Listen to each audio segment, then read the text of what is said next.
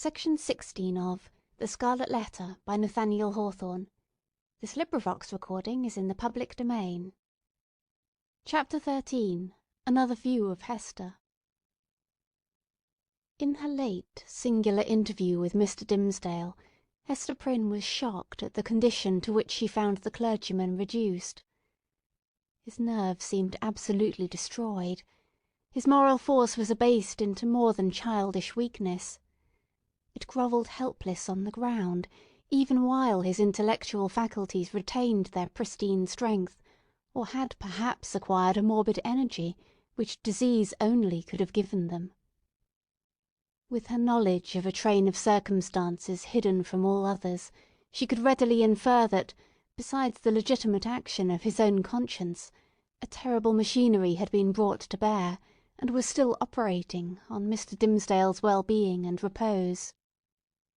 Knowing what this poor fallen man had once been, her whole soul was moved by the shuddering terror with which he had appealed to her, the outcast woman, for support against his instinctively discovered enemy. She decided, moreover, that he had a right to her utmost aid. Little accustomed, in her long seclusion from society, to measure her ideas of right or wrong by any standard external to herself, Hester saw, or seemed to see, that there lay a responsibility upon her in reference to the clergyman, which she owed to no other, nor to the whole world besides. The links that united her to the rest of humankind, links of flowers, or silk, or gold, or whatever the material, had all been broken. Here was the iron link of mutual crime, which neither he nor she could break. Like all other ties, it brought along with it its obligations. Hester Prynne did not now occupy precisely the same position in which we beheld her during the earlier periods of her ignominy. Years had come and gone. Pearl was now 7 years old. Her mother, with the scarlet letter on her breast, glittering in its fantastic embroidery, had long been a familiar object to the townspeople. As is apt to be the case when a person stands out in any prominence before the community, and, at the same time, interferes with neither public nor individual interests and convenience, a species of general regard had ultimately grown up in reference to Hester Prynne. It is to the credit of human nature that, except where its selfishness is brought into play, it loves more readily than it hates. Hatred, by a gradual and quiet process, will even be transformed to love, unless the change be impeded by a continually new irritation of the original feeling of hostility. In this matter of Hester Prynne there was neither irritation nor irksomeness. She never battled with the public, but submitted, uncomplainingly, to its worst usage.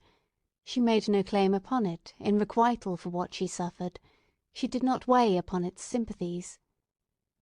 Then, also, the blameless purity of her life during all these years, in which she had been set apart to infamy, was reckoned largely in her favour.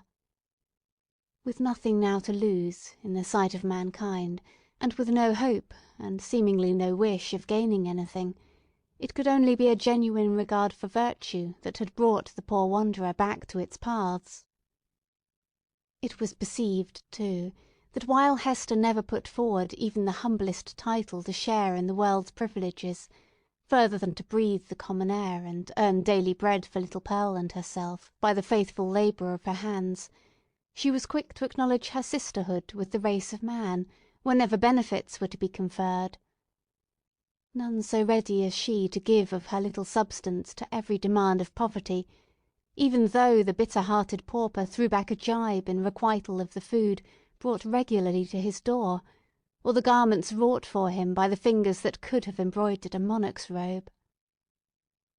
None so self-devoted as Hester, when pestilence stalked through the town. In all seasons of calamity, indeed, whether general or of individuals, the outcast of society at once found her place. She came, not as a guest, but as a rightful inmate, into the household that was darkened by trouble, as if its gloomy twilight were a medium in which she was entitled to hold intercourse with her fellow creatures. There glimmered the embroidered letter, with comfort in its unearthly ray. Elsewhere the token of sin, it was the taper of the sick-chamber. It had even thrown its gleam, in the sufferer's hard extremity, across the verge of time. It had shown him where to set his foot while the light of earth was fast becoming dim, and ere the light of futurity could reach him. In such emergencies Hester's nature showed itself warm and rich, a wellspring of human tenderness, unfailing to every real demand, and inexhaustible by the largest. Her breast, with its badge of shame, was but the softer pillow for the head that needed one. She was self-ordained a sister of mercy, or, we may rather say, the world's heavy hand had so ordained her, when neither the world nor she looked forward to this result. The letter was the symbol of her calling. Such helpfulness was found in her, so much power to do and power to sympathise, that many people refused to interpret the scarlet A by its original signification. They said that it meant able, so strong was Hester Prynne, with a woman's strength. It was only the darkened house that could contain her. When sunshine came again, she was not there. Her shadow had faded across the threshold. The helpful inmate had departed, without one backward glance to gather up the meed of gratitude, if any were in the hearts of those whom she had served so zealously. Meeting them in the street, she never raised her head to receive their greeting. If they were resolute to accost her, she laid her finger on the scarlet letter and passed on. This might be pride, but was so like humility that it produced all the softening influence of the latter quality on the public mind. The public is despotic in its temper. It is capable of denying common justice when too strenuously demanded as a right, but quite as frequently it awards more than justice when the appeal is made, as despots love to have it made, entirely to its generosity. Interpreting Hester Prynne's deportment as an appeal of this nature, society was inclined to show its former victim a more benign countenance than she cared to be favoured with, or, perchance, than she deserved. The rulers, and the wise and learned men of the community, were longer in acknowledging the influence of Hester's good qualities than the people. The prejudices which they shared in common with the latter were fortified in themselves by an iron framework of reasoning that made it a far tougher labour to expel them. Day by day, nevertheless, their sour and rigid wrinkles were relaxing into something which, in the due course of years, might grow to be an expression of almost benevolence. Thus it was with the men of rank, on whom their eminent position imposed the guardianship of the public morals. Individuals in private life, meanwhile, had quite forgiven Hester Prynne for her frailty.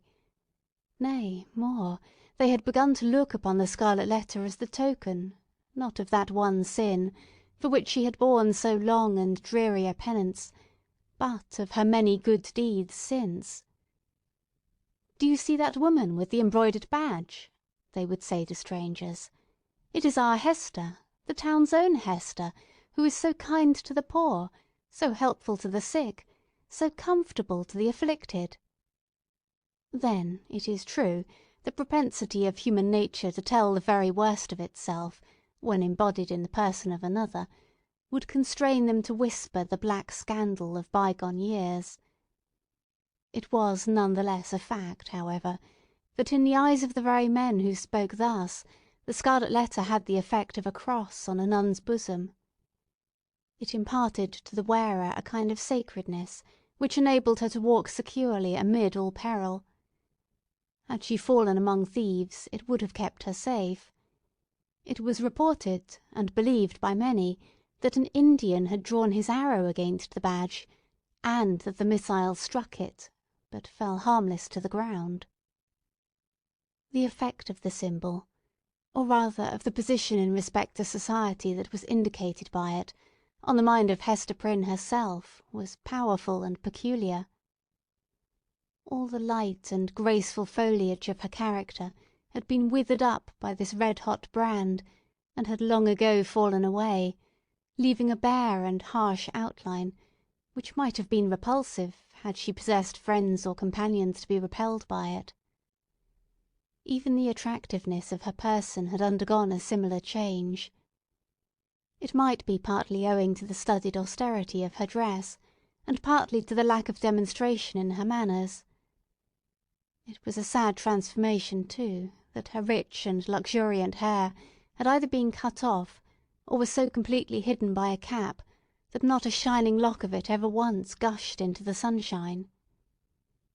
It was due in part to all these causes, but still more to something else, that there seemed to be no longer anything in Hester's face for love to dwell upon, nothing in Hester's form, though majestic and statue-like, that passion would ever dream of clasping in its embrace, nothing in Hester's bosom to make it ever again the pillow of affection.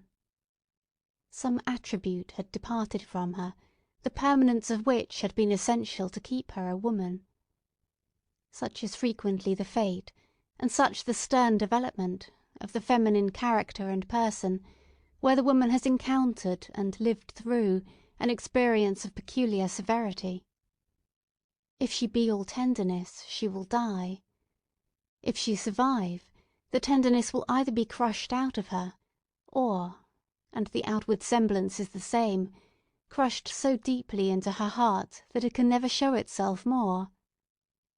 The latter is perhaps the truest theory. She who has once been woman, and ceased to be so, might at any moment become a woman again, if there were only the magic touch to effect the transformation.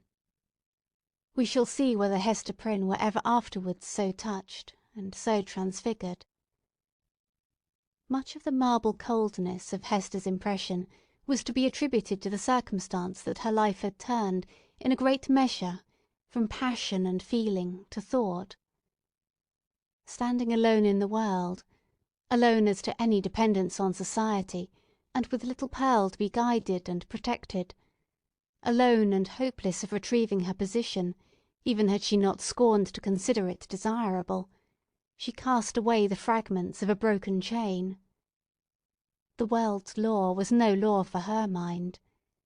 It was an age in which the human intellect, newly emancipated, had taken a more active and a wider range than for many centuries before. Men of the sword had overthrown nobles and kings.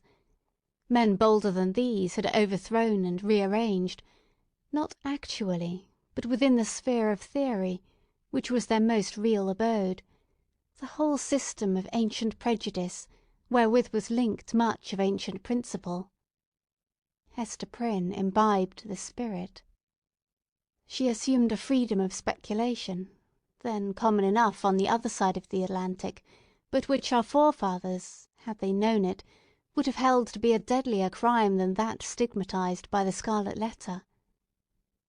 In her lonesome cottage, by the seashore, thoughts visited her, such as dared to enter no other dwelling in New England.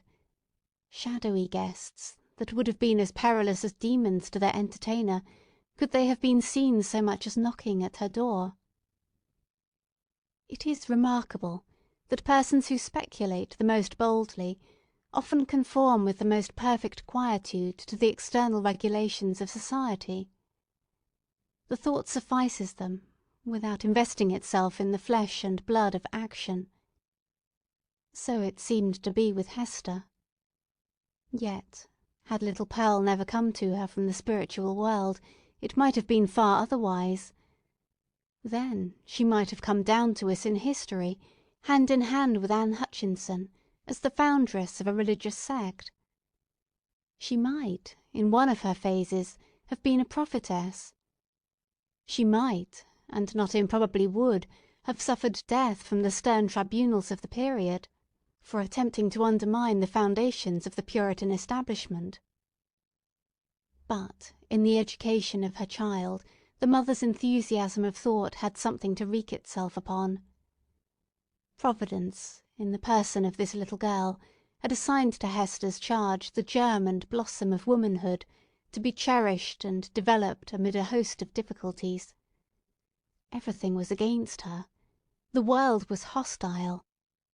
The child's own nature had something wrong in it, which continually betokened that she had been born amiss, the effluence of her mother's lawless passion, and often impelled Hester to ask, in bitterness of heart, whether it were for good or ill that the poor little creature had been born at all.